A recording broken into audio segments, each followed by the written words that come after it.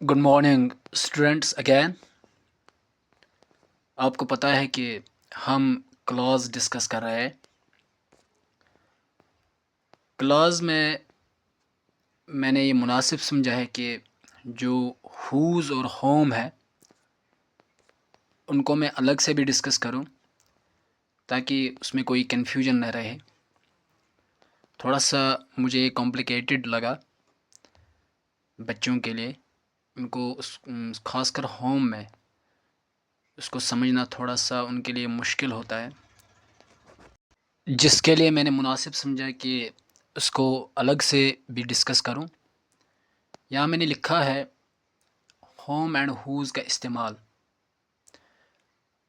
आपको पता है कि जब मैंने पहले रिलेटिव क्लॉज को डिस्कस किया है उसमें मैंने बताया कि जो इसमें रिलेटिव कंजक्शंस हम इस्तेमाल करते हैं इनमें वो प्रोनाउंस छुपे होते हैं जिनको हम पीछे की तरफ लौटाना चाहते हैं। उसमें मैंने ये भी बताया उसको उसका एंटीसीडेंट कहते हैं, उर्दू में उसको मर्जा बोलते हैं। होम बहसत ऑब्जेक्टिव रिलेटिव प्रोनाउन इस्तेमाल होता है। इसका क्या मतलब होता है, ये प्रिंसिपल क्लास में जब हम ऑब्जेक्ट को डिफ़ाइन करना चाहेंगे, जो पहला वाला सेंटेंस होता है, या सबऑर्डिनेट क्लास में अगर हमें कोई ऑब्जेक्टिव प्रोनाउन है उसको हम रिफ्लेक्ट करना चाहते हैं, बैक यानी पीछे की तरह लेना चाहेंगे, तो उस वक्त हम होम इस्तेमाल करते हैं। मैं एग्ज़ाम्पल दूंगा। जैसे मैंने लिखा है I saw a boy. Boy यहाँ सॉ का ऑब्जेक्ट है, सॉ ट्रांजिटिव वर्ब है। अब इसी बॉय को मुझे मोर यानी और डिफ़ाइन करना है एक सेंटेंस के ज़रिए से। दूसरा सेंटेंस मैंने लिखा आई टॉट हिम। ये पूरी इंफॉर्मेशन इसी बॉय के बारे में है। जो बॉय सा का ऑब्जेक्ट बन रहा है पहले वाले सेंटेंस में या पहले वाले क्लॉज में। अब मैं उनको कंबाइन करता हूँ। ध्यान में मुझे ये रखना है, मुझे इस बॉय ऑब्जेक्ट को और डिफ़ाइन करना है। तो मैं लिखूँगा I saw a boy home. मैंने हिम क्यों ब्रैकेट में डाला है, क्योंकि हिम ऑब्जेक्ट फॉर्म होती है सब्जेक्ट प्रोनाउन की, या ये ऑब्जेक्ट प्रोनाउन होता है सब्जेक्ट प्रोनाउन का। क्योंकि बॉय जो है ये ऑब्जेक्ट है आई का, और मुझे ऑब्जेक्ट को डिफ़ाइन करना है, इसीलिए मैंने हिम लिखा है ब्रैकेट में। ब्रैकेट में इसलिए क्योंकि ये अब ये छुपा रहेगा, जब मैं उसको अलग से लिखूँगा ये छुपा रहेगा। अगर लिखेंगे भी तब भी कोई गलत नहीं है। होम आई टॉट, अगर आप ऐसे भी लिख सकते हो होम हिम आई टॉट, ये तब भी ठीक है। लेकिन अगर आप ऐसे लिखोगे होम आई टॉट, तब उस वक्त आपको ये मान के चलना पड़ेगा हिम होम में छुपा हुआ है।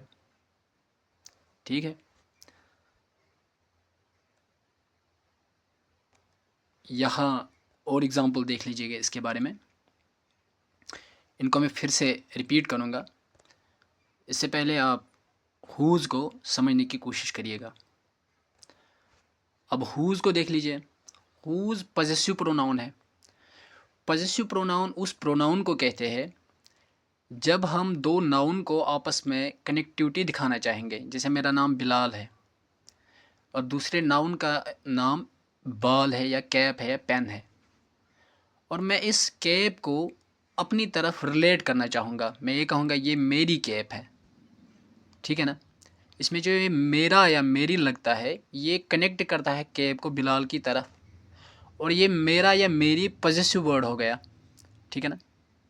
इंग्लिश में इसको एप्स्ट्रॉफी एस से रिप्रेजेंट किया जाता है। तो मैं लिखूँगा बिलाल्स कैप।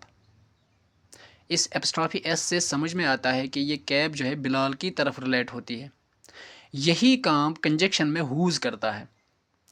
अगर हमारा प्रिंसिपल क्लास में कोई ऐसा नाउन है और आगे हम सबऑर्डिनेट क्लास में एक और नाउन हम लिखते हैं, उस नाउन को पिछले वाले नाउन जो प्रिंसिपल क्लास में आया है उसको हम उससे रिलेट करना चाहेंगे, तो हम लिखेंगे हुज़, या उस वक्त हम हुज़ कंजक्शन इस्तेमाल करेंगे।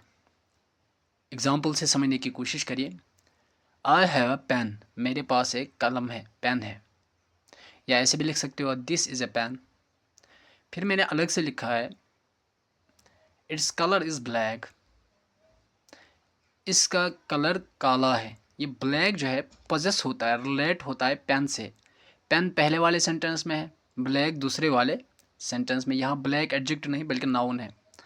अब मुझे एक ही सेंटेंस में उनको लिखना है, तो मैं कैसे लिखूँ? I have pen whose colour is black.